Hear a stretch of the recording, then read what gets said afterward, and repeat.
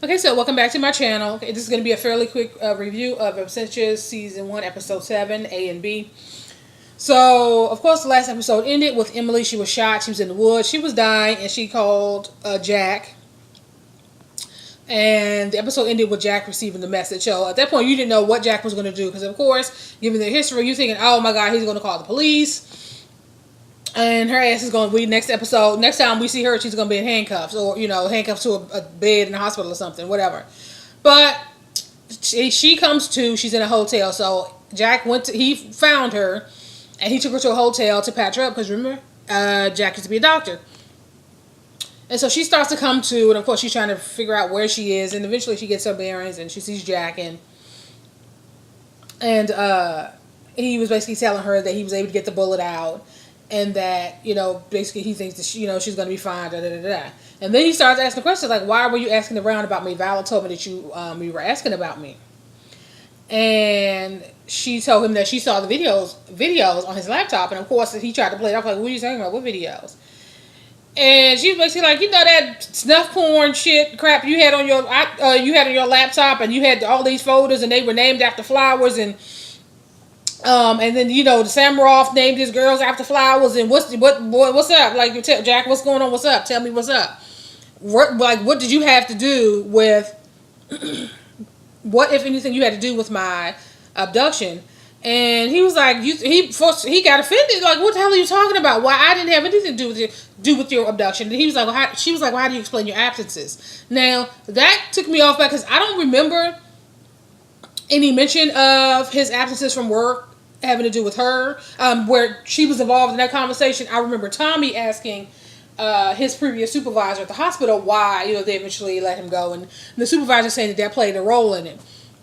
But not sure how she found out about the absences, but that's neither here nor there. She asked about it, and he was like, well, when I wasn't at work, I was in rehab. He was in a treatment center facility dealing with his alcoholism. And so, of course, she started to feel bad. It was like, oh, okay. So, the last episode was all about Jack. And it's like, it really was pointing the finger at Jack. Like, oh, damn, Jack. Like, did you really hate her that much that you orchestrated this mess, or you played a role in this? Like, wow. I mean, they really played it up. But he was like, no, when I wasn't at work, I was in rehab. And so he was like, well, what is going on? Why did you go back to my apartment? Why are you snooping? Why are you checking up on me and stuff like that? And so she was like, I wasn't snooping. I went back to the apartment because I needed your help. And he's like, what? What did you need my help with? How can I help you? Of course, he's still pissed. And she was like, well, there was something I found that I got from the grave. And so he goes in the bathroom. He gets it. It's the pacemaker she took off the body. He was like, what do you want me to do? He said, I wanted you to find out who that belonged to, because I think it's connected to my childhood, and I think it's connected to the person that has something to do with my kidnapping and is responsible for killing all these people that set me up. That's what I need your help with. And he was like, what about the bodies? And she was like, what the hell are you talking about?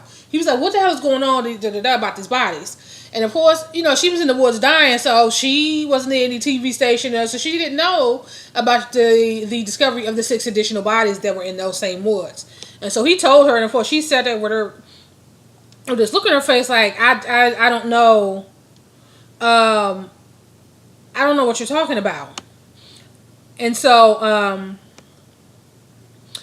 in the end, he did find out. He finds a name associated with the pacemaker, Lord, and it was connected to a man that actually worked at the orphanage where she lived. He was an administrator, and they said he disappeared or he died 16 years ago. And so she was able to do some research and find out that he has a brother who has a restaurant in Chinatown. Okay, so of course she leaves to go and meet with the brother to find out what's what. Okay.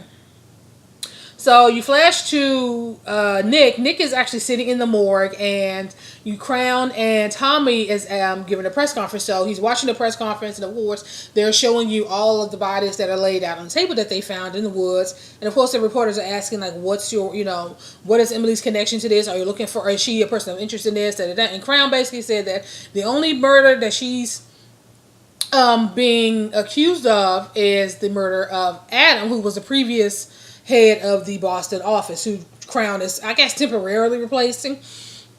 that's as far that's as far as it goes. And he was like, no more questions. And they started to ask Tommy questions. And Tommy was like, no comment, no comment, no comment. And he walks off, right?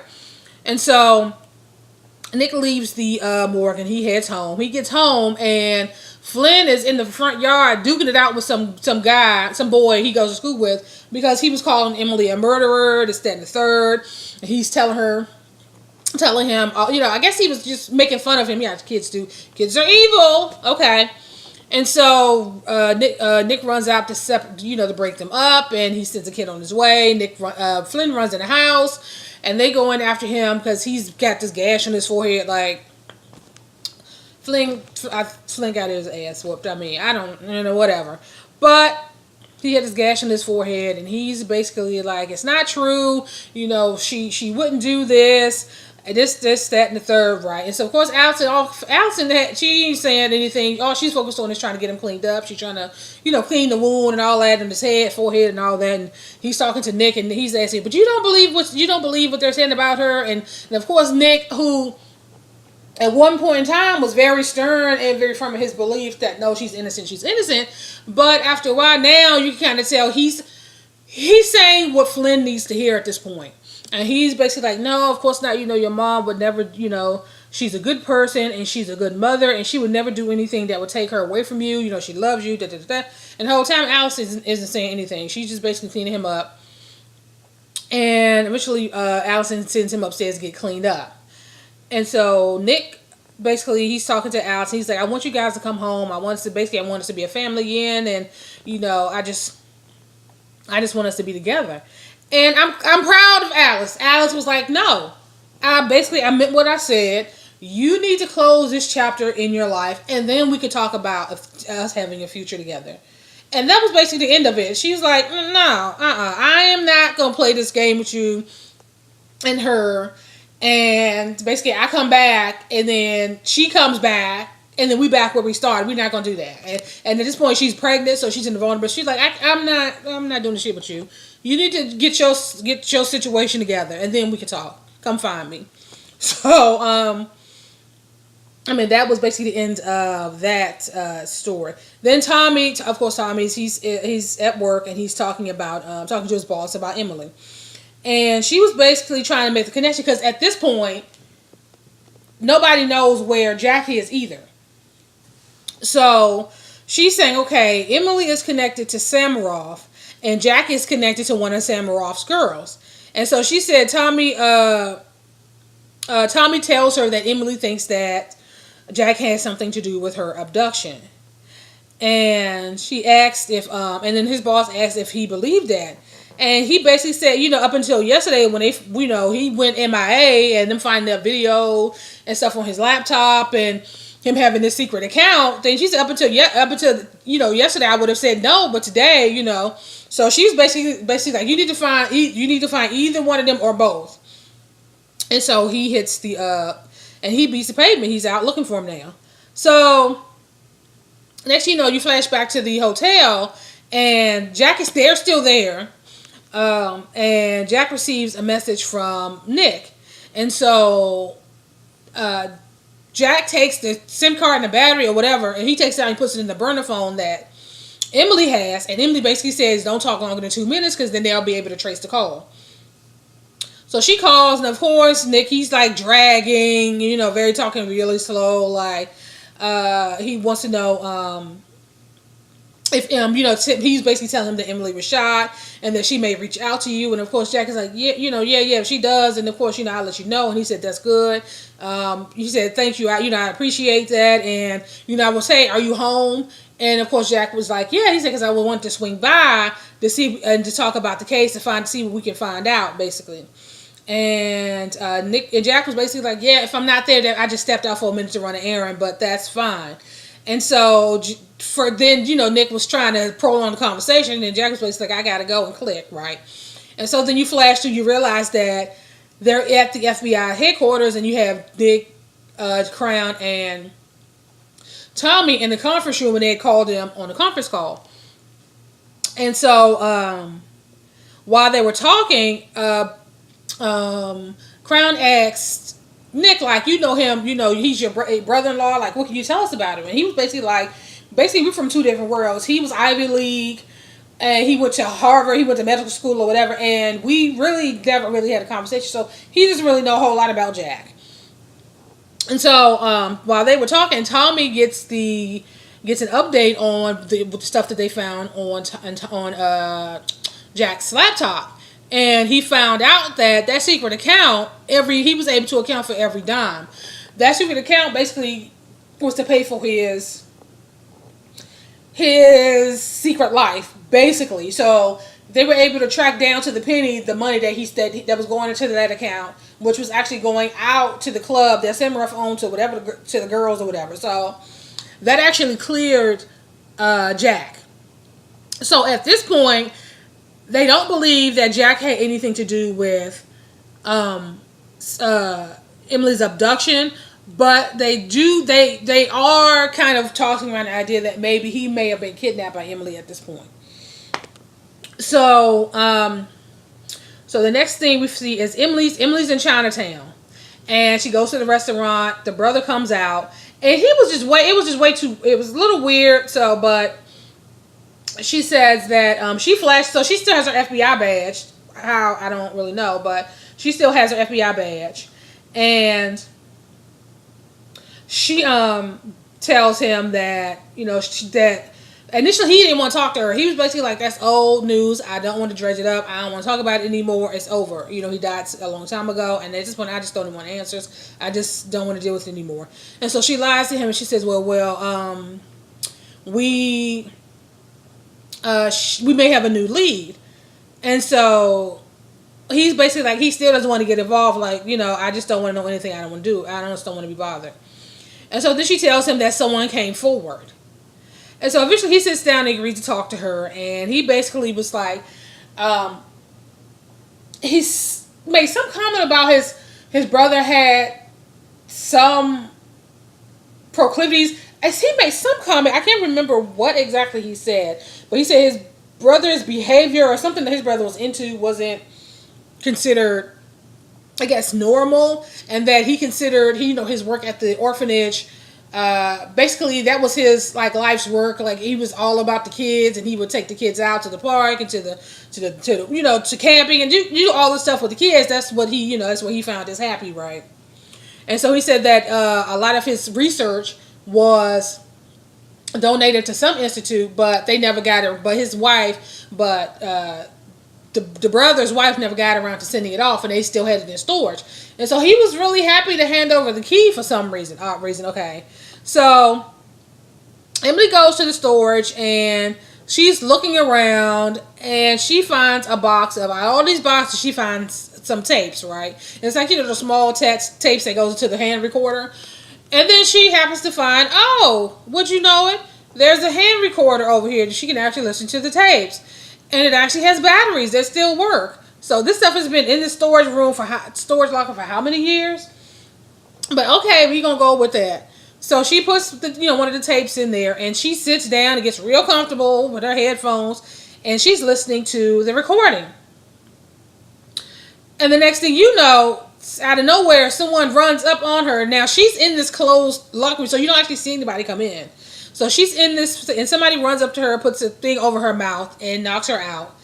And so the next thing you know, she wakes up, she's in the back of a truck. And so she hearing people arguing, two guys arguing, like, you can't really make out what they're saying, but you can hear that they're arguing, right? And next thing you know, the truck starts moving. They have her arms and her ankles taped. So she was able to get the tape off her arms and get the tape from around her ankles. And the truck is moving and it has to stop abruptly. I don't know, traffic or whatever. And for whatever reason, this truck isn't locked. So I don't know if they felt like they gave her enough to keep her knocked out for a certain amount of time, or they were just incompetent. But for whatever reason, this van wasn't locked, and she was able to jump out the back when it stopped. Some woman jumps out, was like, "Oh my God, do you need help?" She pushed her ass to the side, jumped in her car, and stole her vehicle, right? So she goes back to the storage facility to get her gun, because for whatever reason, she took her gun off. And she went to get the recordings and her headphones, this whole thing, right? And so she eventually goes to some abandoned building or something, someplace where homeless people in the city hang out. And she, well, I don't want to say hang out, that's rude, but where they find cover or shelter. And she kind of finds a corner and sits down, and she starts listening to this recording, and she hears this kid screaming. And she hears the doctor, Chin, he's talking to the kids, and it's some experiment that has to do with water. And it's like, it's some experiment that they have to do on each other. And you hear some kids say, I don't want to do it, I don't do it. They're crying, I don't want to do it, I don't want to do it. And at first he was asking volunteers, nobody wanted to volunteer, so he decided to select 2 children. And next you know, this child is screaming, so you don't really know what the hell is going on because you can't really make out. And then he says, Charlie, that's enough. And so the name Charlie triggered her, and it took her back to her childhood where there was just this obnoxious kid that lived at the orphanage as well that she ends up beating the crap out of as a kid. I forget what he did to her, but she ends up on top of him, and she's pounding the crap out of him. And so that was based, so that scene ended with her basically listening to her remembering this Charlie kid.